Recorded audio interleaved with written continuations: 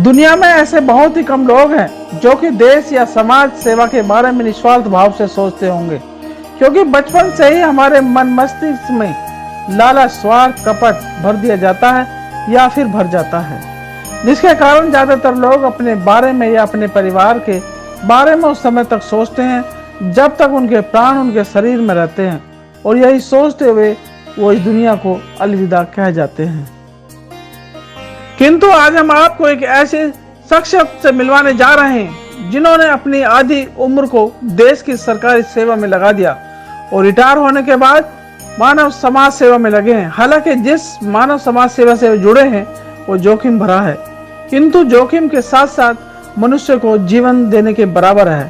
तो आइए मिलवाते हैं आपको एयरफोर्स के रिटायर वरिष्ठ अधिकारी मोहम्मद अख्तर खान से और सुनवाते हैं उनकी जीवन की कहानी उन्हीं की जुबानी। नमस्कार दर्शकों, आप देख रहे हैं प्राइम इंडिया न्यूज और प्राइम इंडिया न्यूज आज को आप ऐसी शख्सियत से मिलवाएगा जिन्हों के बारे में लोग बहुत कुछ जानते हैं, लेकिन कुछ लोग नहीं जानते होंगे तो अब जान जाएंगे।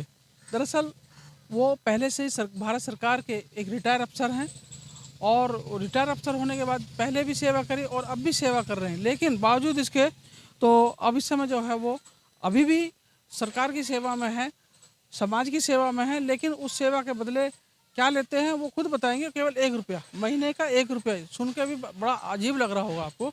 तो हमारे साथ हैं इस समय रिटायर अफसर जो मोहम्मद अख्तर जी हैं और वो बताएंगे, वो अपना परिचय भी देंगे। जी, मैं मोहम्मद अख्तर एयरफोर्स रिटायर हूँ, सीनियर ऑफिसर हूँ और मैं अभी 2012 में रिटायर हुआ हूँ। और मैं उसके बाद फिर मैंने सोचा कि लोगों ने काफ़ी कंपनियों ने लेटर भेजे मेरे पास कि मेरे यहाँ ज्वाइन कर लो, मेरे यहाँ ज्वाइन कर लो, लेकिन मुझे अच्छा नहीं लगा। तो मेरे पास एक छोटा सा फार्म हाउस है मेरा। आपके मन में ये कैसे आया कि भाई हम समाज सेवा में लगे? समाज सेवा में ये 2002 में अपना अच्छे धाम मंदिर बन रहा था, तो मैंने वहाँ से सीखा। मुझे ईश्वर स्वामी, कोठारी स्वामी, यूनिवर्सल स्वामी उन लोगों से मिला। तो उन्होंने कहा कि आप रिटायर हैं, आप हमारे यहाँ मंदिरों में सेवा करें। तो मैं कहा साहब इससे बढ़िया मौका हमें क्या मिलेगा और इससे अच्छी सेवा क्या मिलेगी। मैं एक मुस्लिम और मुझे हिंदू समाज में एक मंदिर, अच्छे धाम मंदिरों में सेवा मिल रही है। तो आप एक बात बताइए, आप मुस्लिम होने के बाद आपने हिंदू समाज के मंदिरों में जाना स्टार्ट किया, वहाँ सेवा शुरू की, ये कहाँ से आपके दिमाग में? मेरे एकदम दिमाग में आया। मैं बॉम्बे बैठा हुआ था कहीं पर बांद्रा में अपने बड़े भाई के पास में, तो उनके पड़ोस में एक स्वामी जी रहते थे। उन्होंने मुझसे कहा कि आप क्या करते हैं आजकल? क्या? मैंने साहब कुछ नहीं, खाली बैठे हैं।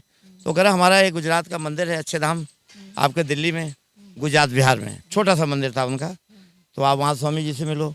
मैं उनसे मिला तो मैं फिर सेवा करने लगा। फिर वो सेवा करते हैं, उनका यहाँ नोएडा मोड़ पे एक मंदिर बना, फिर वहाँ मैं सेवा करने लगा। तो मेरी वहाँ 2 ड्यूटी बहुत सख्त होती थी। एक तो प्रवचन जहाँ भी होता था, प्रवचन सबसे आगे देखभाल सारी मैं करता था प्रवचन में। दूसरा एक टिकट का उनका होता था, रेलवे का टिकट या जहाज़ का टिकट जो भी बनते थे वो मैं खुद जाता था, बनवा के लाता था। ये मेरी सेवा थी। तीसरी सेवा मेरी ये थी कि जो भी वहाँ कोई बीमार पड़ता था तो उसको मेडिकल लाना, दिखाना और पहुंचाना अपनी गाड़ी से। कोई मंदिर से किसी रंग का कोई फंड नहीं लेते थे हम लोग। हालांकि कई बार स्वामी जी, कोठारी स्वामी मुझे धमकी दे देते थे कि मंदिर से निकाल दूंगा भाई तेरे को, तू सही काम नहीं करता, टाइम पे नहीं आता। तो मैंने कहा स्वामी ये तो मेरा पट्टा है सरकार से, ये तो खुदा ने मुझे पट्टा करके भेजा आपके मंदिर की सेवा के लिए, आप क्या निकाल दोगे मुझे? तो उसमें वो कोई सेवा, मतलब कोई सेवा शुल्क देते थे या नहीं देते थे? नहीं, कुछ नहीं देते थे ना, मैं कुछ नहीं लेता तुमसे। वो देने को तो वो, हाँ, तो कुछ लोग तो सर्विस करते, नौकरी करते हैं, तो वहाँ तो याद है कोठारी स्वामी और एक लड़का फौजी विजय जो आज अहमदाबाद में कहीं पीओसी है किसी कंपनी में, उसने मुझसे कहा था कि खान साहब ये कोठारी स्वामी आपको कुछ देना चाह रहे हैं। तो मैं कहा मैं नहीं लूँगा मंदिर से, मंदिर मस्जिद से तो किसी लेने ही नहीं किसी से यार। तो बोले यार तुम कब तक सेवा करो? मैं जब तक मैं जिंदा रहूँगा अच्छे दाम में सेवा करूँगा। लेकिन कई बार खान साहब, जब आप देखिए एक्समैन हुए हैं और एक्समैन होने के नाते आप लोगों को अच्छी अच्छी पोस्ट और कंपनियां हायर कर लेती हैं, आपको जो सरकार भी हायर कर लेती है, आपको बहुत सारी फैसिलिटी मिल जाती है एक्समैन के लिए। तो आपके मन में ये नहीं आया कि आप इस तरह से कोई? नहीं, जब मंदिर में मैं प्रवचन सुने, मंदिर में जब मैं घुसा, एंट्री करी मंदिर में, तो मैं सारी चीज़ें भूल गया। मुझे कई कंपनियों का नाम नहीं ले रहा हूँ मैं, कई कंपनियों ने मेरे पास चिट्ठी भेजी और आज भी चिट्ठियाँ मेरे घर पे रखी हुई हैं कि आप हमारे यहाँ पोस्ट आ जाओ, हमारे यहाँ जाओ, हमारे यहाँ जाओ। और मेरे नोएडा में जलवायु कॉलोनी में जितने एयरफोर्स के अफसर रहते हैं, रिटायर जो हैं विंग कमांडर, उन्होंने मुझसे कहा भाई तू खाली घूम रहा है, क्या फ़ायदा, तू मेरे साथ आ जा, मंदिरों में क्या रखा। मैं कहा नहीं यार, तुम मंदिर में ही सेवा करेंगे, अब कोई काम नहीं करेंगे मैं। तो बोले यार ठीक है देख ले। तो मुझे कोठारी स्वामी ने इशारा करा था कि भाई बोल तेरी तनख्वाह क्या बांधे हैं। तो मैंने ये हाथ जोड़ा, हमने नहीं साहब मंदिर से क्या पैसे लेंगे, ज़िंदगी भर तो इधर उधर हमने उल्टे सीधे काम करे। अब मंदिर में आ गए भगवान की चरण में, अब माफ़ी मांग लेते हैं। सीनियर स्वामी बड़े जो थे, जिनका नाम है विदेशों में, चाहे शिकागो हो, चाहे दिल्ली हो, चाहे जूनागढ़ हो, चाहे अहमदाबाद हो, गांधीनगर, चाहे भुज हो, और महाराष्ट्र के किसी कोने में जहाँ भी मंदिर हैं, वो सबके गुरु थे, वो सबके गुरु हैं। इलाज वो नहीं रहे हैं, वो समाधि ले गए हैं। इसलिए उनके जितने जो हैं वैसे स्वामी हमारे जो हैं वो सारे ही हमें जानते हैं। और हम अभी पीछे कोई हमारे बुलंदशहर के सीओ साहब थे, उनके माता पिता को हम घुमाने भी ले गए थे, जो मेरे यहाँ के प्रधान जी हैं, तो उनके साथ हम गए, तो उनको लेके गए। तो वो भी ये कहने लगे भाई जय हो खान साहब आपकी, आप हमारे बारे में इतना जानते हैं मंदिरों के बारे में। तो मैं कहा साहब मैंने भी यहीं सीखा और यहीं सब। एक बात बताइए, आप सुना कि आप 1 रुपया शुल्क लेते हैं महीने का? मैं वो लेता हूँ हॉस्पिटलों में, जैसे टीबी डिपार्टमेंट है हमारे दिल्ली में, जो टीबी से लोग मरीज होते हैं, मैं झुग्गियों से लोगों को ले जाता हूँ और पूरा ट्रीटमेंट करा के उनको फिर झुग्गियों में छोड़ता हूँ लाके, और दवाइयाँ उनको देता हूँ महीने की पूरी। तो वो अस्पताल ने कहा कि भाई आप क्या लेंगे क्या, तो उनसे मैं 1 रुपया महीने लेता हूँ सरकार से। सरकार से शुल्क लेते हैं भाई, तनख्वाह जरूर लेते हैं, और वो भी 1 रुपया लेते ये हैं। काम भी कर रहे हैं। एक दूसरा काम और है, जो रोगी लोग रोड पे जो पड़े होते हैं बेचारे, जिनकी दुनिया में कोई नहीं होता है, वो घर से सताए हुए होते हैं, घर से परेशान होते हैं, मानसिक रोग उनका हो जाता है, तो रोटों उनको उठा के ला के वॉश करके बढ़िया करके उनको भी घर ट्रीटमेंट करते हैं और उनको घर भेजते हैं हम। उनका भी काम हमारे पास है, उसके लिए भी हम। तो खान साहब, जिस तरह से अभी उत्तर प्रदेश में नया घटनाक्रम सामने आया है अतीक अहमद को लेकर के, इतनी अकूत संपत्ति होने के बाद भी उसने मतलब अकूत संपत्ति कमाई और फिर मिट्टी में मिल गया, तो इसके लिए क्या कौन जिम्मेदार है? अतीक की एजुकेशन, अच्छा, अतीक की जिस बिरादरी से आता है उसमें बच्चों को कम पढ़ाया लिखाया जाता है, शिक्षित नहीं होते हैं लोग, भले उनकी बीवी पढ़ गई, ग्रेजुएशन हो गई, इसलिए इतनी संपत्ति होने बाद अपने बच्चों को वो विदेश भेज देता। तो आज वो अफसर बन के हमारे हिंदुस्तान में आते, तो हिंदुस्तान की सेवा करते। और हमारे हिंदुस्तान में ऐसे बच्चों की बहुत ज़रूरत है, चाहे वो मिलिट्री अफसर बनते, चाहे वो आर्मी अफसर बनते, या अपना एयरफोर्स अफसर बनते, या और भी कई डिपार्टमेंट हमारे देश में हैं जो चल रहे हैं, वो बनते। रहा विकास दुबे की मिसेज पढ़ी लिखी थी, उसने कहा कि भाई देखो हमारा आदमी जो भी कर रहा है कि हमारे बच्चों से दूर रहना है। उनने अपने बच्चे बाहर भेज दिए, दोनों अफसर बन के आए। ना तो पुलिस का उनके ऊपर कोई जो है कोई जिम्मेदारी, ना कोई किसी रंग की। आज बच्चे आराम से अपना गुजारा कर रहे हैं, जैसा जो भी खेती पाती अपना काम कर रहे हैं। अतीक जी का क्या रहा, इनके बिरादरी में लोग पढ़ते रहते नहीं हैं।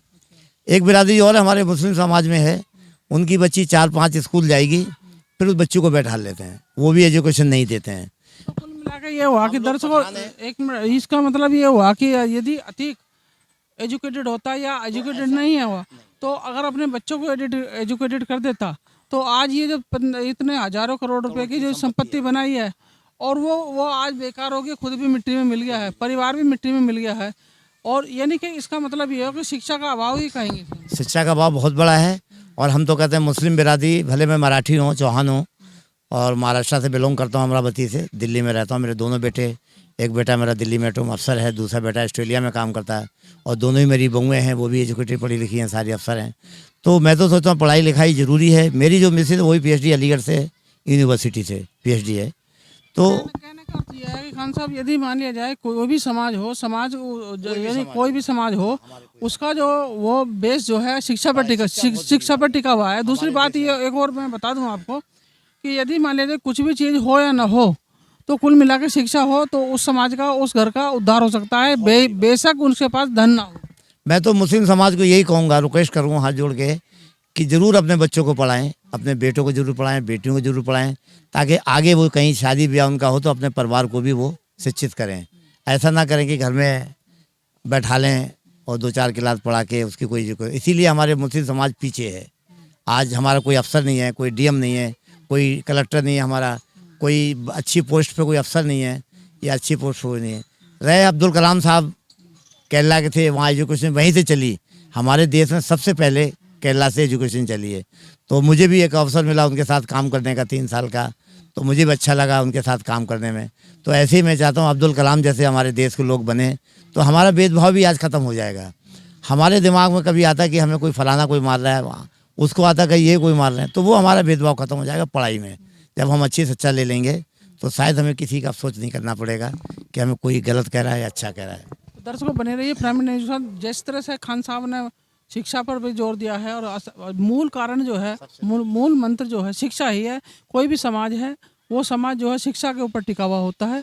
यदि वो शिक्षा पर सही तरीके से ध्यान दे तो वो आगे प्रगति कर जाता है, आगे बढ़ जाता है। तो आप बने रहिए प्राइम इंडिया न्यूज़ के साथ और मैं सतबीर सिंह लेता हूँ इजाज़त। धन्यवाद।